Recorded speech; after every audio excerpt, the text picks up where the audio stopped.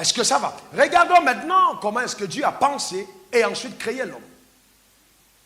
Il y a deux phases. Penser et créer. Dis après moi, penser, créer. Penser, créer. Penser, créer. Maintenant, vous devez comprendre. La pensée ici révèle la responsabilité de l'initiateur. Et il dit, Genèse 1, verset 26, puis Dieu dit, faisons, il s'agit du Père, du Fils et du Saint-Esprit, faisons l'homme à notre image, selon notre ressemblance. Et qu'il domine sur les poissons de la mer, sur les oiseaux du ciel, sur le bétail, sur toute la terre, et sur tous les reptiles qui rampent sur la terre. Donc ici, en ce moment précis, quand Dieu parle, l'homme n'est pas encore créé. Dieu est en train de penser à la création de l'homme. Je ne sais pas si je me fais comprendre. Donc il pense, il réfléchit. Il dit, faisons l'homme à notre image. Faisons l'homme selon notre ressemblance. Donc il réfléchit en disant, il faut que cet homme-là domine. Il pense à créer l'homme pour que l'homme domine. C'est sa pensée. Pour que l'homme domine. Sur les poissons de la mer, sur les oiseaux du ciel. Maintenant, au moment de créer l'homme, il est obligé de le créer de façon qu'il puisse vraiment dominer. Ça veut dire, si vous, par exemple, vous devez faire un avion de chasse, ou alors un avion de ligne, les ingénieurs vont dire, ok, si c'est un avion de chasse, on va le concevoir différemment. Parce que ce n'est pas un avion de transport. Lui, c'est un avion de guerre. Donc l'avion de guerre doit être muni de certaines choses qui permettent qu'à un certain moment, il puisse lâcher des bombes pour terrasser les ennemis. Donc on le conçoit en fonction de l'objectif qu'on veut atteindre quand on le fabrique, n'est-ce pas? Maintenant, si vous faites un avion de ligne, vous mettez plus de place parce que vous voulez qu'il y ait des passagers qu'on va transporter d'un point à l'autre.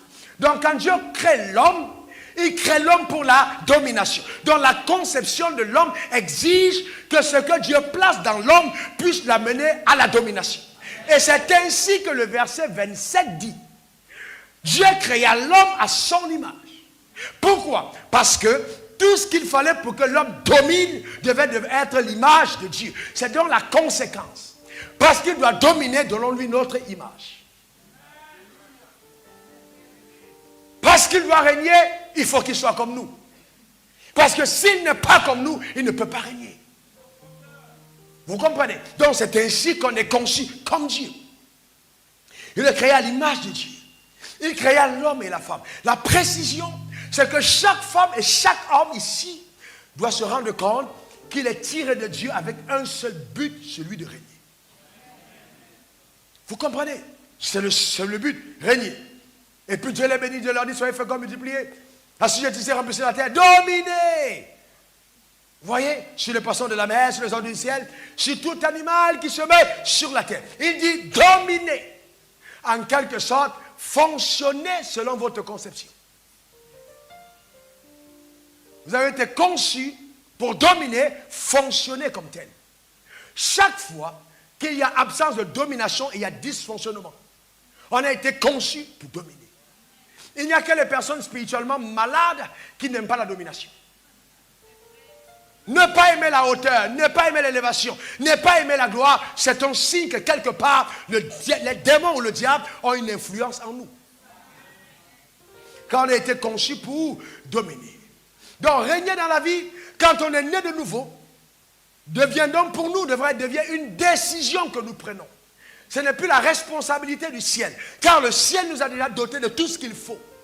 Maintenant, c'est une décision qu'on prend de fonctionner selon le programme initial qui a déjà été placé en nous. Vous êtes avec moi? D'accord? Donc la domination. Et il dit que nous régnons dans la vie par Jésus-Christ, lui seul. Donc ça veut dire quoi? Ça veut dire que pour régner dans la vie, ce n'est ni mon diplôme, ni mes origines, ni la couleur de ma peau, ni mes relations humaines. Je règne dans la vie par Christ. Et ça, c'est une vérité que chacun doit avoir. Je règne par Christ lui seul. N'avez-vous pas vu des gens qui ont 15 doctorats qui sont fous? N'avez-vous pas vu des hommes riches qui sont devenus pauvres? Vous n'avez-vous pas vu des gens élevés qui ont été rabaissés? Pourquoi? Le règne, le vrai, n'est possible que par Christ seul. Quand il élève, personne ne peut. Quand il ouvre une porte, personne ne peut l'élévation ne vient ni de l'Orient, ni de l'Occident, mais de l'Éternel. Oh, je déclare sur ta vie que tu marcheras et fonctionneras dans le règne de Dieu. Quelqu'un dise Amen.